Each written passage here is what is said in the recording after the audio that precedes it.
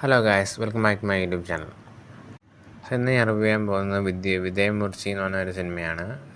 ഈ അടുത്ത തിയേറ്ററിൽ ഇറങ്ങിയ അജിത് കുമാറിൻ്റെ കംബാക്ക് ഫിലിം എന്ന രീതിയിൽ ഇറങ്ങിയ സിനിമയാണ് Vijay. So as we all no, ഈ ഒരു സിനിമ നമ്മുടെ ഇംഗ്ലീഷ് സിനിമേൻ്റെ ഒരു ബ്രേക്ക് ഡൗൺ എന്ന ഇംഗ്ലീഷ് സിനിമേൻ്റെ തമിഴ് റീമേക്കാണ് ഈ സിനിമ. എൻ്റെ ഒരു അഭിപ്രായത്തിൽ ഇതിൽ പകുതി സിനിമ വരെ ഭയങ്കര ഡ്രാഗായിരുന്നു. ഞാൻ അജിത് കുമാറിനെ കുറച്ചും കൂടിയും എക്സ്പെക്റ്റ് ചെയ്തിട്ടുണ്ടായിരുന്നു, പക്ഷേ it did not meet my expectations as I thought it would.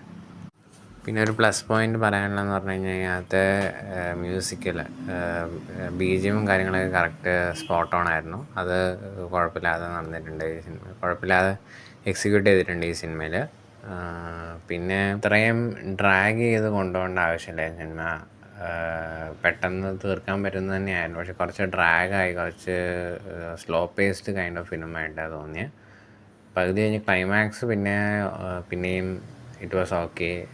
Ajith Kumar fight ചെയ്യുന്നത് കണ്ടു. അജിത് കുമാറിൻ്റെ ഫൈറ്റ് സീൻസ് പിന്നെയാണ് പക്ഷേ അജിത് കുമാറിന് നമുക്ക് പിന്നെയും കൂടുതൽ എക്സ്പെക്റ്റ് ചെയ്യാവുന്നതാണ്. പക്ഷേ ഈ ഒരു സിനിമയിൽ he did not execute his role that much. So എൻ്റെ ഒരു അഭിപ്രായത്തിൽ ഈ സിനിമയ്ക്ക് ഞാൻ out of 10 I would give 7.